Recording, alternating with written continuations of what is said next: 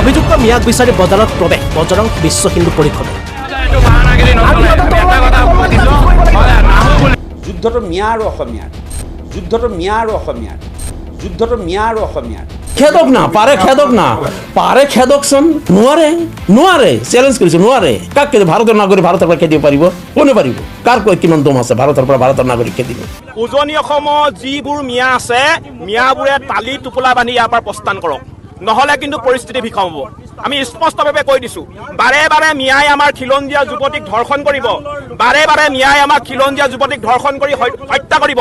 এই কাণ্ডৰ আমি চাই থাকিব নোৱাৰোঁ। 7 দিনৰ ভিতৰত মিয়াই এৰিব লাগিব উজনি অসম। গোলাঘাটতো একত্ৰিত হৈছে 21টাকৈ জাতীয় দল সংগঠন। 9 দফীয়া সিদ্ধান্তৰে মিয়াৰ লগতে অনা অসমীয়া কঠোৰ সকিয়নি 21টা দল সংগঠনৰ। 9 দফীয়া সিদ্ধান্তৰ ভিতৰত 7 দিনৰ ভিতৰত গোলাঘাট এৰিব লাগিব মিয়াই।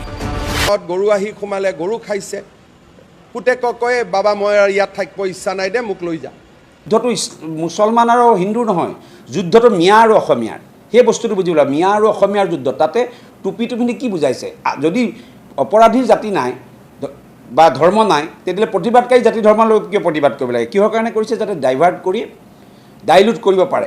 কিন্তু এই অপৰাধ প্ৰৱণতা হোৱাৰ একমাত্ৰ কাৰণ হ'ল গোটেই পৃষ্ঠপোষকতাটো এই মিয়াসকলৰ কংগ্ৰেছ দলে কৰে, আৰু কংগ্ৰেছ দলৰ লগত তেওঁলোকৰ সম্পৰ্ক মাতৃ আৰু সন্তানৰ নিচিনা। মিয়া হাটাও অভিযান হেৰস্ত ঠিঙত যিটো পিশাচিক কাণ্ড হ'ল, যিটো মিয়াই কৰিলে, সেই কাণ্ডটোৰ পিছত আপাৰ আছামত বহুত দল সংগঠনে মিয়া হাটাও অভিযান আৰম্ভ কৰিছে। অসমত মিয়াক লৈ এটা উত্তেজনা হৈছে। কিন্তু কোন এই মিয়া বাৰু? মিয়াখিনিতো আমাৰ অসমত থকা মুছলমান মানুহখিনি হ'ব নোৱাৰে। খেদক না পাৰে, খেদকচোন নোৱাৰে নেকি? নোৱাৰে, নোৱাৰে চ্যালেঞ্জ কৰিছে, নোৱাৰে। কাক খেদিব? ভাৰতৰ নাগৰিক ভাৰতৰ পৰা খেদিব পাৰিব? কোনে পাৰিব? কাৰ কিমান দম আছে ভাৰতৰ পৰা ভাৰতৰ নাগৰিক খেদিব? কেইজন খেদিব পাৰিছে তোমালোকে ইমান দিনৰ পৰা? এইটো মোৰ হাতত ৰিপৰ্ট আছে না। আজি ইমান বছৰ তোমালোকেতো অসমতে আজি কিমান বছৰ? 9 বছৰ চৰকাৰ চলাইছা। কেইজন খেদিব পাৰিছা? মাত্ৰ 9 বছৰ মাত্ৰ 26 জনকে খেদিব। লাখ লাখ বিদেশী যদি আছে। কেন্দ্ৰত তোমালোকৰ চৰকাৰ, অসমত তোমালোকৰ চৰকাৰ।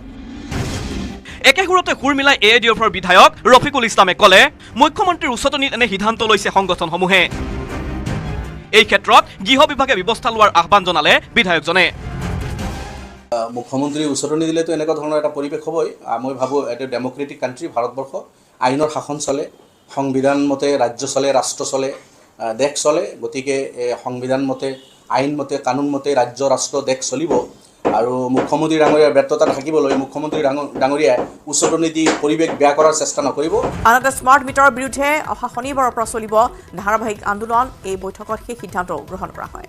মুখ্যমন্ত্ৰীলৈ আমি দাবী পত্ৰ পঠিয়াম যে আমাৰ এইসমূহ আমাক সংৰক্ষিত লাগিব, আমাৰ ভূমিৰ ওপৰত আমাৰ অধিকাৰ লাগিব। বিশেষকৈ আজি নগালেণ্ড সুৰক্ষিত আহিছে, নগালেণ্ডত কাইনৰ বাবে কেলে আন্দোলন কৰিবলগীয়া হোৱা নাই।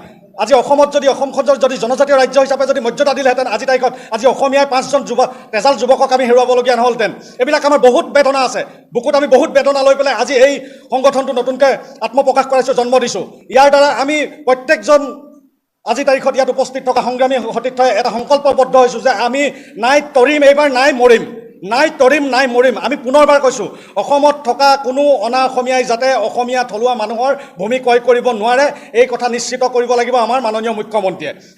কাৰণ আজি তাৰিখত সকলোৱে জানে যে এখন বিজেপি চৰকাৰ খিলঞ্জীয়া চৰকাৰ বুলি তেওঁলোকে বিভিন্ন সময়ত জাহিৰ কৰি থাকিব বিচাৰে। কিন্তু তেওঁলোকে টিভি দেখিলে জাহিৰ কৰিলে নহ'ব, প্ৰকৃতাৰ্থত এখন আইন প্ৰণয়ন কৰি আমাৰ অসমৰ ভূমি থলুৱা মানুহৰ বাবে সংৰক্ষিত কৰিব লাগিব। সুৰক্ষিত অনাদি অনন্ত কাৰণলৈকে আমাৰ ভূমিৰ ওপৰত আমাৰ অধিকাৰ লাগিব।